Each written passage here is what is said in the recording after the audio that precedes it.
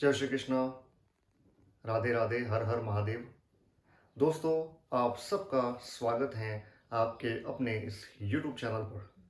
दोस्तों, अब तक हमने पढ़ा राजस्थान सेवा नियम के अंतर्गत परिचय पढ़ा, जो चैप्टर फर्स्ट था। उसके बाद हमने शुरुआत की थी चैप्टर 2 की, जिसमें परिभाषाएं हमने शुरू की थी और 7.1 से लेकर 7.8 तक हमने कंप्लीट कर दिए थे। अब हम शुरू करते हैं परिभाषा जो है वो 7.9। मैं इस साइड रहूंगा ताकि मेरी जो परछाई है वो बोर्ड के ऊपर ना पड़े और आपको भी अच्छे से दिखे। दोस्तों, नियम 7.9, शुल्क या फीस।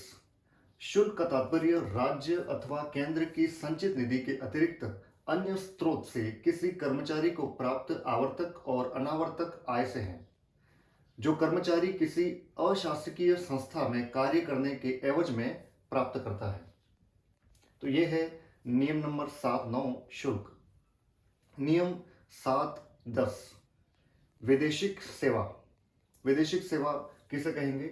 उस सेवा अवधि से हैं जब एक कर्मचारी अपना वेतन और सभी भत्ते सरकार की संचित निधि से नहीं लेकर किसी अन्य संस्था अथवा अन्य सरकार की निधि से प्राप्त करते हैं, तो वह विदेशिक सेवा में माने जाते हैं।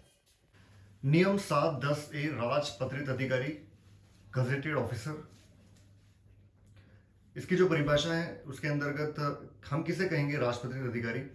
तो सबसे पहले अखिल भारतीय सेवा के जो सदस्य हैं उनको हम राजपत्रित अधिकारी कहेंगे। और राजस्थान सिविल सेवा नियम 1958 की अनुसूची 1 में जो सम्मिलित पद हैं उनको हम राजपत्रित अधिकारी कहेंगे। और अनुबंध के तहत जिसको राजपत्रित घोषित किया गया हो उनको हम राजपत्रित अधिकारी कहेंगे। और अन्य कोई पद जिसको राजपत्रित घोषित किया गया हो उनको हम गजेटेड ऑफिसर कहेंगे। तो ये थी परिभाषा राजपत्रित अधिकारी की।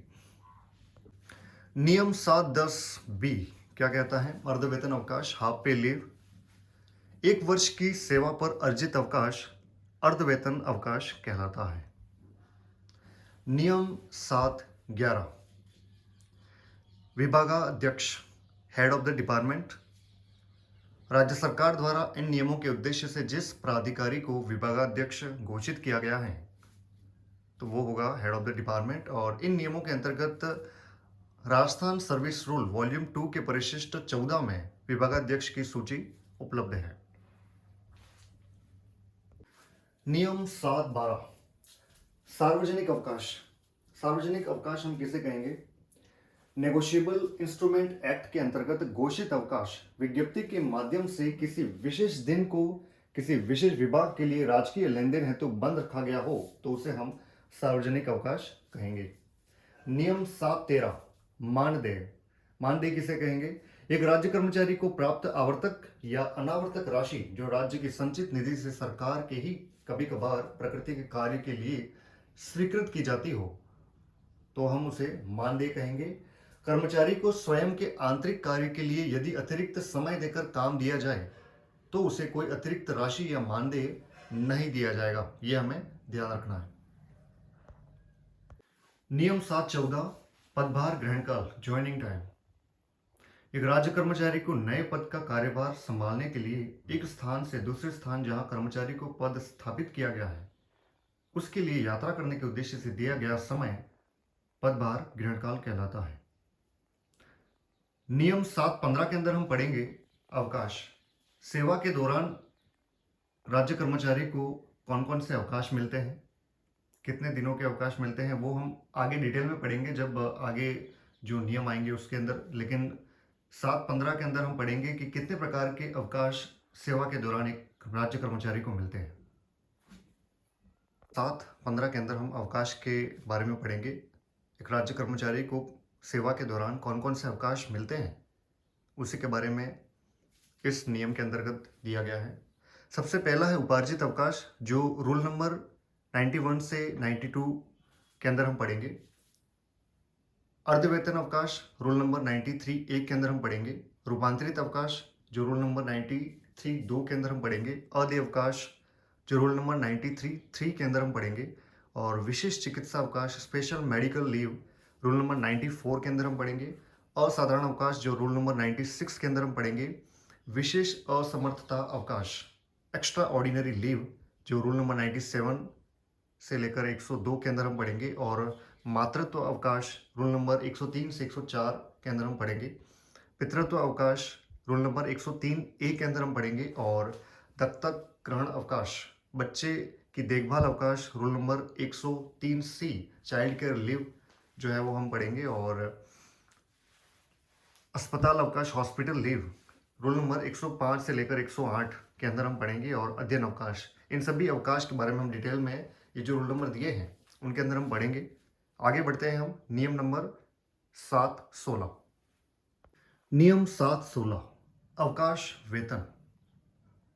इसकी परिभाषा है, अवकाश अवधि में दिया जाने वाला मासिक वेतन अवकाश वेतन कहलाता है।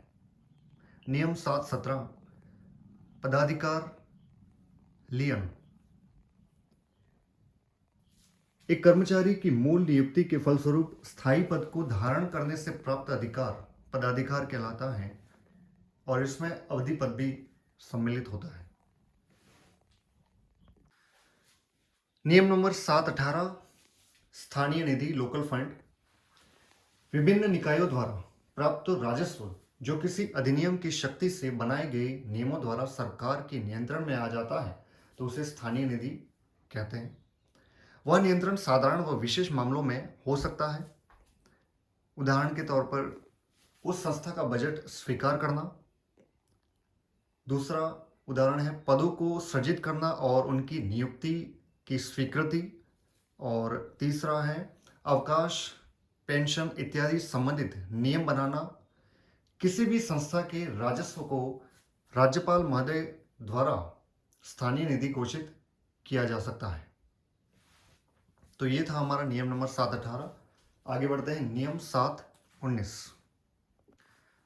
नियम 719 मंत्रालयिक कर्मचारी मिनिस्ट्रियल एम्प्लॉय।